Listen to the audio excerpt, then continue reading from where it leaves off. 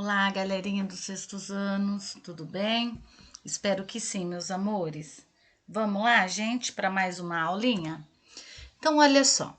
Hoje nós vamos ver a produção de texto oral, o uso da norma padrão aí da nossa língua. Turminha, tá aí no livro 7, capítulo 18, página 39 e os módulos são 113 e 114. Olha só, no módulo anterior, você entrou em contato com o que é preconceito linguístico, especialmente aquele derivado de diferenças do uso da língua, resultante da passagem de tempo. O modo como falamos e escrevemos difere bastante da maneira como se falava e se escrevia há um século. Então, olha lá. Muitas vezes ouvimos que, no caso da linguagem oral, não é necessário ter preocupação com regras ou normas de nossa língua. Isso não é verdade, né? Vocês viram lá nas variações linguísticas que não é bem assim. Ter preocupação com regras ou normas de nossa língua. Isso não é verdade. Voltando a repetir aí, ó.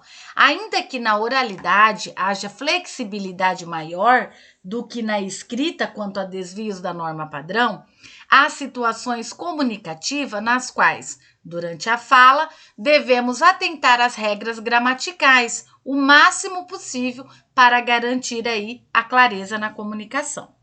Quem realiza uma palestra, por exemplo, precisa dobrar o cuidado com a norma padrão, em comparação com uma pessoa que conversa aí, né, conversa somente com um grande amigo por telefone, tá?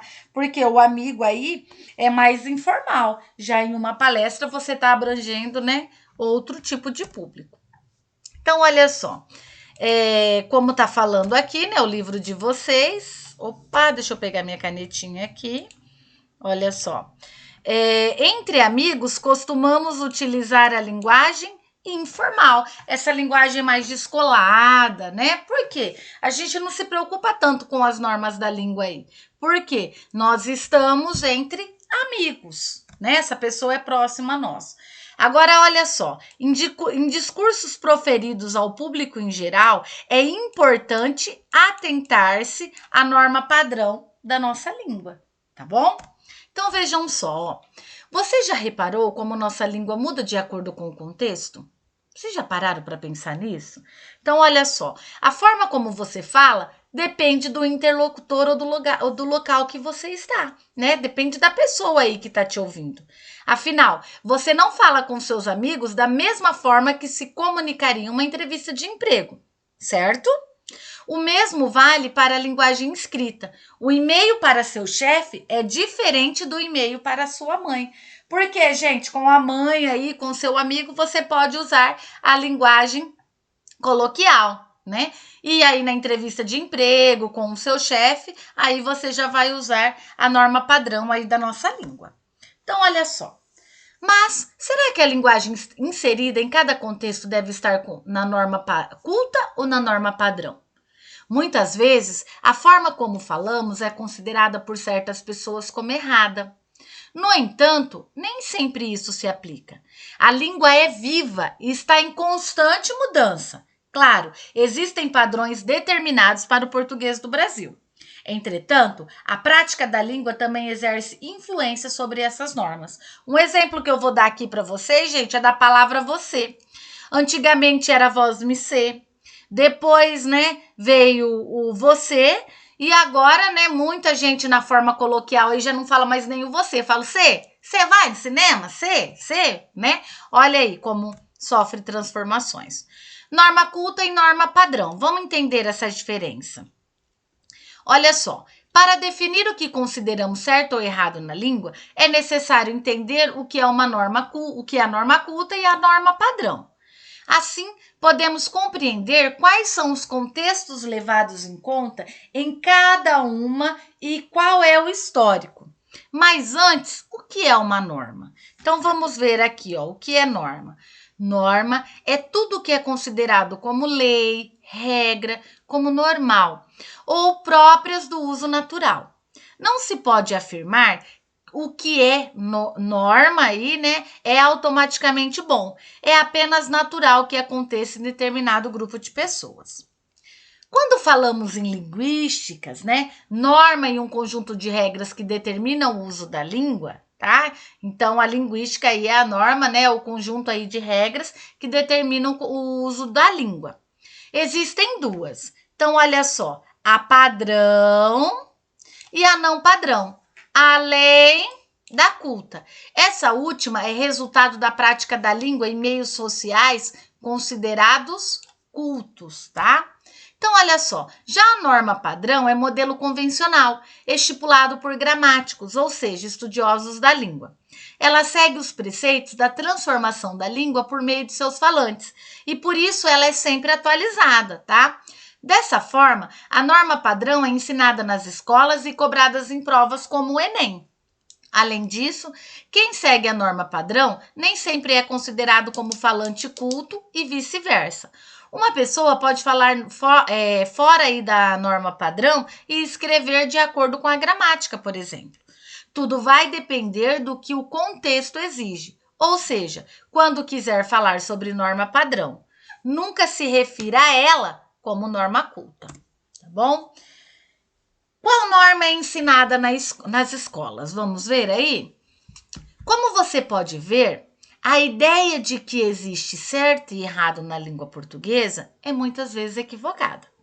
A norma culta já não é mais parecida com a norma padrão, nem mesmo em contexto que exigem aí formalidade. O desencontro ocorreu quando a língua se altera, né? Porque a língua se altera aí constantemente e vai continuar se transformando. O exemplo que eu dei aí para vocês da palavra você, né? Que antigamente era voz me ser e hoje a gente fala aí em ser, né? Claro, a norma padrão deve ser ensinada nas escolas, assim como deve-se ensinar matemática, biologia, geografia, né, história, enfim, dentre outras aí. Mas é importante que o professor ensine mais do que apenas uma lista de regras gramaticais, com exercícios e provas para saber se o estudante conhece a língua, tá? No entanto, estamos todos inseridos em um meio que dita as transformações da língua. Os alunos aprendem a falar porque ouvem seus pais que provavelmente falam em tom informal perto deles. E isso é normal.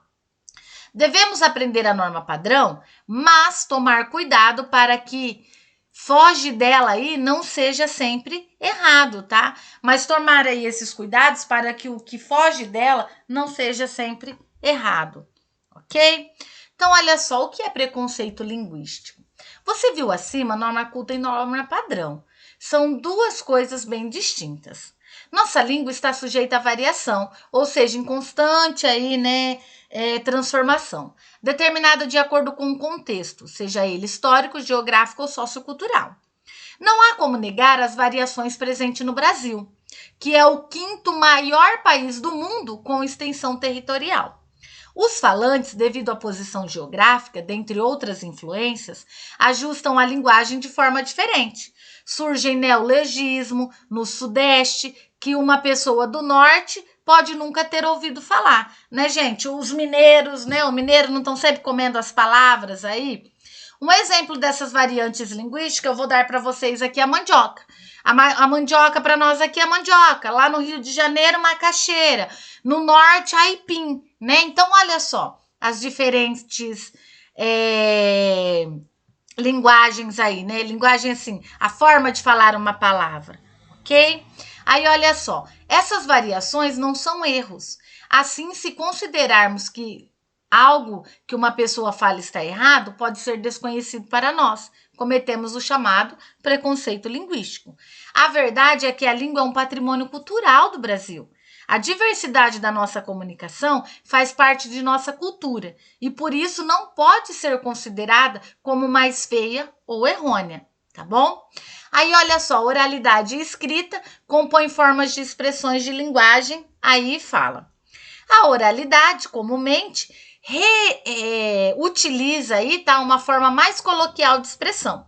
Enquanto isso, a escrita segue a linguagem formal, tá? Indo paralelo às normas padrão da língua portuguesa.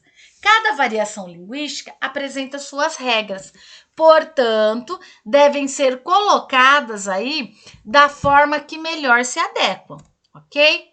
É por esse motivo que, em muitos casos, há avisos em proposta de redações, como proibido o uso de oralidade, certo? Ou seja, é um aviso para que o candidato não utilize uma linguagem coloquial em sua redação. A exigência, portanto, será pela linguagem formal, tá? Culta aí. A escrita dessa forma segue normas pontuais e é mais rígida e apresenta uma estrutura de função. Por outro lado, a oralidade, gente, ela compõe uma linguagem mais regionalizada, sem o uso de regras gramaticais básicas e em várias oportunidades sem preocupação com a estrutura, sujeito, verbo e predicado, tá? Oralidade escrita dos diálogos à redação. Então, olha só, ao dialogar com parentes e amigos, não há preocupação de falar o que se dita como correto. A norma padrão da língua portuguesa, ela é deixada de lado. Afinal, ninguém vai se importar com próclise, ênclise, né, mesóclise, durante um papo aí descontraído, certo? A oralidade tem uma marcação muito pontual. Ela utiliza de gírias, abreviações, erros de concordância, prosódias, né? E expressões desprestigiadas. Gente, um exemplo, depois eu volto para dar esse exemplo para vocês que eu pensei aqui, ó. Com o advento da internet, até mesmo uma forma de escrita angariou as características da oralidade. Se o percurso inicial da internet, os e-mails, tinha um caráter mais formal, tal como uma carta, as conversas por rede social, ignoram-na, né? Então, se você vai escrever lá no WhatsApp, você vai escrever lá para um amigo, você vai desconsiderar isso, essa norma aí padrão, tá? Por se tratar de um momento de completa descontração aí, tá? A oralidade se soma à escrita. No entanto, caem as normas, eleva-se a informalidade. Então, vamos ver algumas características da oralidade. A linguagem oral, de forma alguma, pode ser considerada errada. Ela é uma variação linguística. Então, vejam só, gente, você agora o exemplo tá aqui. Tem uma senhorinha de 90 anos varrendo a calçada da casa dela. E você está passando e, de repente, a vassoura dela cai, né? Aí ela fala para você assim, filho, mocinha, pega aqui para mim essa vassoura. Você vai corrigir essa senhora? Minha senhora, não é vassoura, não. É vassoura que se fala. Você vai fazer isso, gente? Você não entendeu o que ela quis dizer? Você sabe que o objeto ali, a vassoura, não sabe? Então, houve aí a comunicação. Então, essa variação linguística não é considerada errada, tá bom? Utilizada sobre determinado contextos aí, a fala é um recurso mais prático, rápido e seu objetivo é um só. Transmitir uma mensagem. Se você entendeu a mensagem que a pessoa quis te passar, então aquilo não é errôneo, tá? Dessa maneira, a oralidade explora algumas características próprias, tais como, ideia de proximidade aqui, entre o locutor e o receptor, tá? Porque vocês estão próximos, então não precisa se preocupar tanto aí com a norma padrão. Relação direta entre os falantes, contexto interfere, uso de recursos extralinguísticos tais como os gestos, expressões faciais, a postura, a entonação aí da voz, tá? A possibilidade de refazer a mensagem, caso não seja aí interpretada adequadamente. Transmissão maior de ideias, reflexões e emoções. Preocupação maior com a assimilação da mensagem do que a forma que ela será transmitida, tá? Agora vamos ver as características da escrita. A linguagem escrita se poda na formalidade e no caráter culto.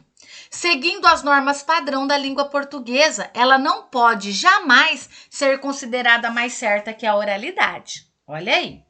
A verdade é que ambas apresentam características próprias, situações ideais de uso e contextos a serem adotados.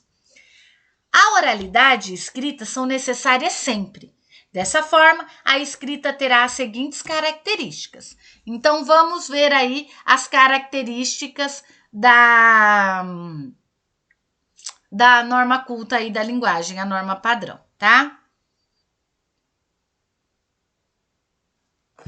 Segue as normas cultas de linguagem padrão do idioma, objetividade e clareza nas ideias, registro documental, rigor gramatical, apuração do vocabulário, exigência de elaboração e esforço de apresentação, busca evitar a ambiguidade, tá, gente? O duplo sentido aqui, então, não pode ter. Prevê questionamentos e explora abrangência nas ideias para sanar dúvidas, tá bom? Pessoal, vou deixar uma tarefinha aqui para vocês. Qualquer dúvida, é só vocês me chamarem aí no WhatsApp que eu estou para esclarecer, ok?